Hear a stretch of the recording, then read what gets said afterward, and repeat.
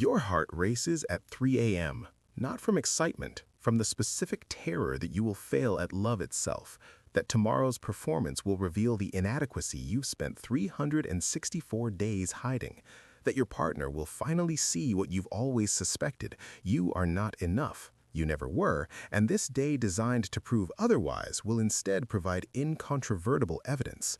This is Valentine's Day panic, not anxiety about logistics or gifts or reservations, but existential dread that masquerades as holiday stress, the surfacing of terror that your ordinary life keeps submerged through constant motion and managed distraction.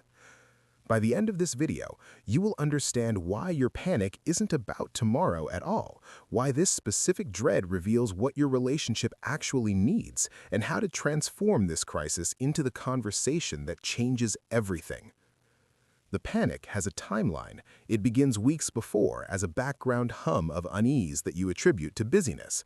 It intensifies as date approaches, becoming specific preoccupation with details, gift selection, restaurant choice, evenings choreography that feel like they carry impossible weight.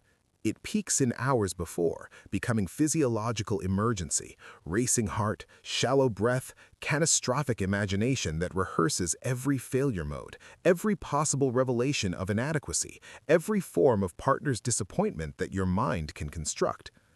This progression isn't about Valentine's Day, it's about what Valentine's Day represents, the scheduled, visible, evaluated demonstration of love that your ordinary life avoids through its very ordinariness.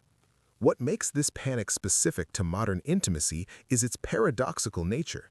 You panic not because you don't love your partner, but because you do, because your love feels real to you in ways that tomorrow's performance cannot capture, because you fear that performance's inevitable inadequacy will be mistaken for love's absence, because you suspect that your partner's evaluation of your demonstration will reveal gap between what you feel and what you can show. This suspicion is accurate. The gap is real.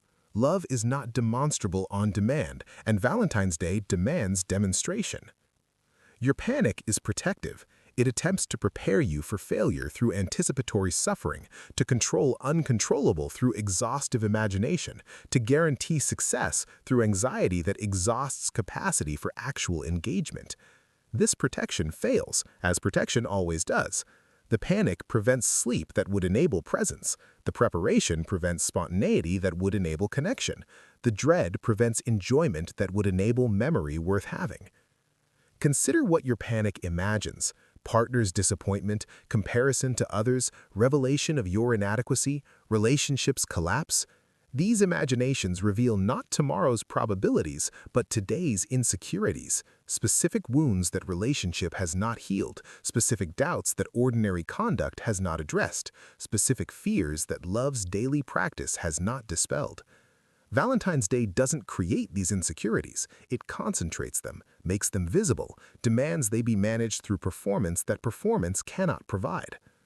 What your partner doesn't know, what your panic prevents you from telling them, is that you are terrified, not of the holiday, of evaluation, of exposure, of discovery that your love, however genuine, however deep, will be measured against standard it cannot meet and found insufficient.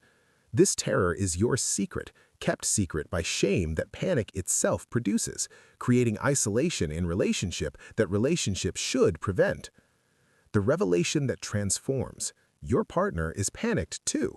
Not identically, perhaps not visibly, but the same pressure, the same evaluation, the same terror of inadequate demonstration affects them, producing their own defensive preparation, their own catastrophic imagination, their own secret conviction that they will fail, that you will discover their inadequacy, that relationship's continuation depends on performance they cannot guarantee. This mutual panic, mutually hidden, creates the very distance that panic attempts to prevent, each protecting other from knowledge that protection itself reveals, each performing competence that performance undermines, each alone in terror that sharing would dissolve. What can happen tonight, in hours before, not better preparation, but mutual revelation? The conversation that panic prevents is the conversation panic makes necessary. Admission of terror, exposure of inadequacy, request for acceptance that acceptance would provide. This conversation feels like failure of romance. It is actually romance's foundation, vulnerability shared, inadequacy acknowledged, love chosen despite knowledge rather than because of ignorance. The script for this conversation doesn't exist because it cannot be scripted. It requires improvisation that panic specifically prevents, but its elements are universal. I am terrified of tomorrow.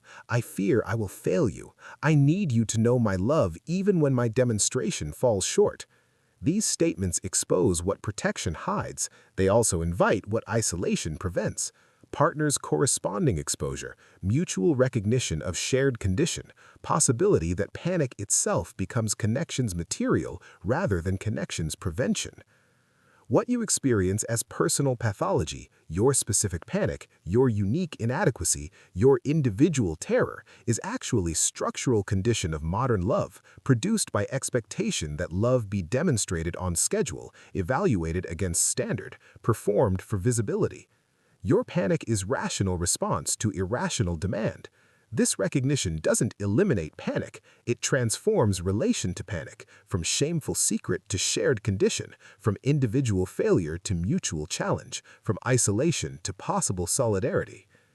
Tonight, you face a choice that panic makes feel like no choice: hide terror and perform competence, or expose terror and risk partner's confirmation of your inadequacy. But there is a third possibility: expose terror and discover partner's corresponding terror, creating connection through shared vulnerability that performance would prevent. This possibility requires courage that panic specifically depletes, but it is available, and it changes everything. What happens tomorrow matters less than what happens tonight, whether you remain isolated in panic or create connection through its sharing, whether you protect partner from knowledge that protection prevents intimacy or invite them into knowledge that invitation enables relationship. The gift that matters is not object or experience or demonstration, it is exposure. Exposure of real condition, real fear, real love that feels insufficient precisely because it is real rather than performed.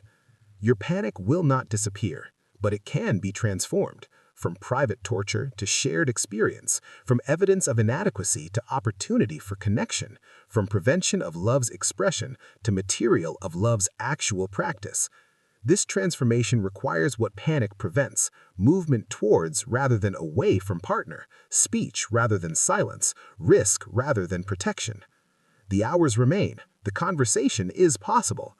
The panic that feels like a barrier is actually a bridge to relationship that performance cannot provide, to love that demonstration cannot capture, to connection that exists precisely because inadequacy is shared rather than hidden. Cross it.